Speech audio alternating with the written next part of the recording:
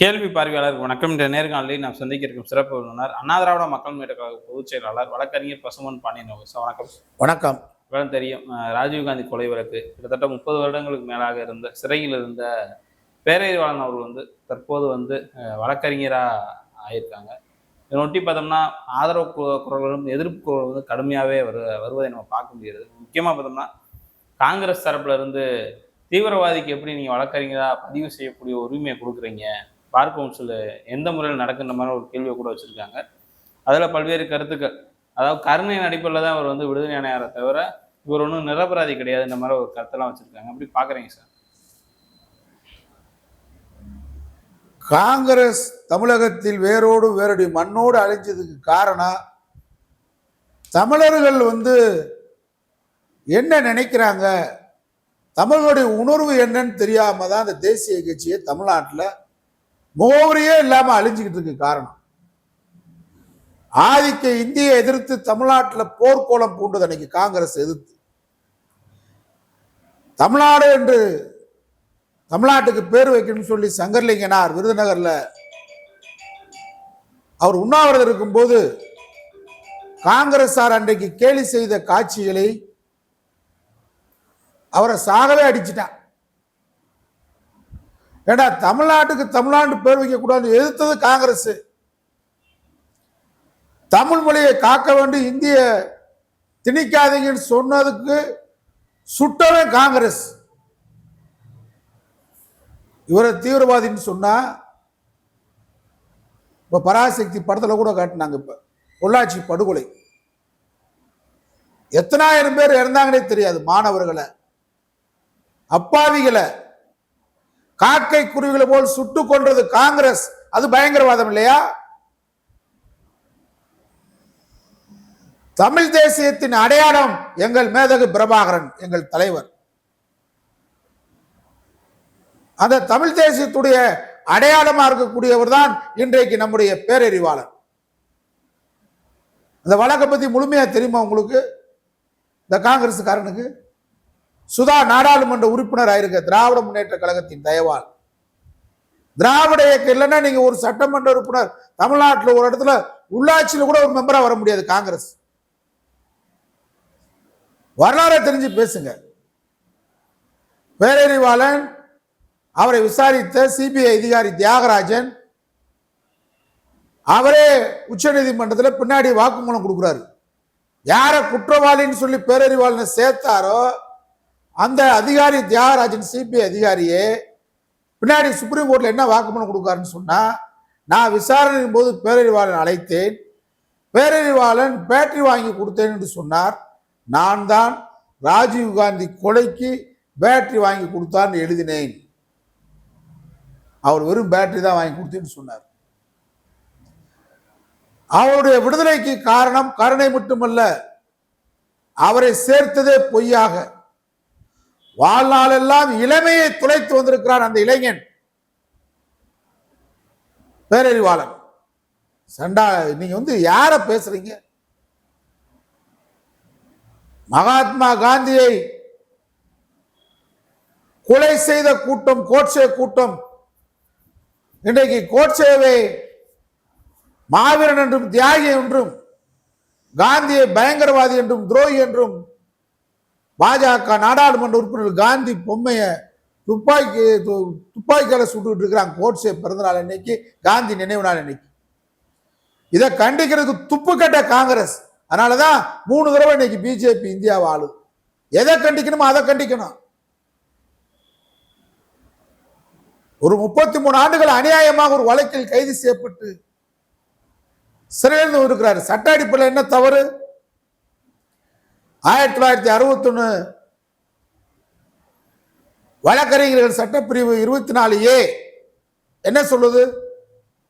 ஒருத்தன் தண்டிக்கப்பட்டு அவன் தண்டனை காலம் முடிந்து வெளியே வந்ததுக்கு பின்னாடி 2 ஆண்டுகள் கழித்து வழக்கறிஞராக பதிவு செய்து கொள்ளலாம். இது பேரறிவாளன் மட்டும் பதிவு பண்ணல. தமிழ்நாடு பாண்டிச்சேரி பார் கவுன்சில், அகில இந்திய அளவில் இருக்கக்கூடிய பார் கவுன்சில்கள்ல உத்தரப்பிரதேசம், மத்திய பிரதேசம், பீகார், பஞ்சாப், சண்டிகார், ஹரியானா, மேகாலயா, ராஜஸ்தான் எல்லா பார் கவுன்சிலும் பாரு 90% குற்றவாளி தான். குற்றவாளியை வந்து தண்டனை காலத்தை முடிந்து விட்டு வழக்கறிஞராக பதிவு செய்திருக்காங்க. தமிழ்நாடு பார் கவுன்சிலும் அது மாதிரி உண்டு. பேரறிவாளர் 2 ஆண்டுகள் கழித்து தான் பார் கவுன்சில் விதிமுறைக்கு உட்பட்டு தான், வழக்கறிஞர் சட்டத்துக்கு உட்பட்டு தான் இன்றைக்கு அவர் பதிவு செய்திருக்கிறார். ஏன் உங்களுக்கு தாங்கல? தமிழ்நாடு பாண்டிச்சேரி பார் கவுன்சில்ன்றது ஒரு பெரிய வரலாற்று பெருமைக்குரிய பார் கவுன்சில். இந்தியாவுடைய குடியரசுத் தலைவராக இருந்த ஆர் வெங்கட்ராமன் இந்த பார் கவுன்சில் இருந்தார்.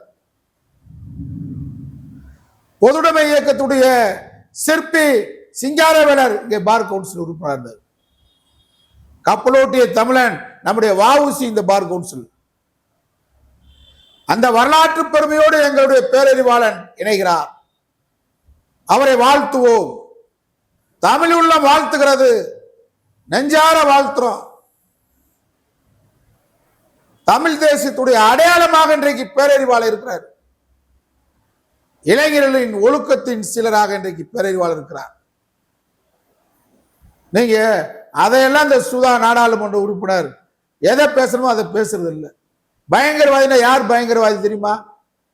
பயங்கரவாதிக்கு வழக்கறிஞர் பட்டம் கொடுக்க கூடாது, பதிவு செய்யக்கூடாதுன்னு சொன்னா இந்த நாட்டில் பயங்கரவாதி யாருன்னா மகாத்மா காந்தி பயங்கரவாதி.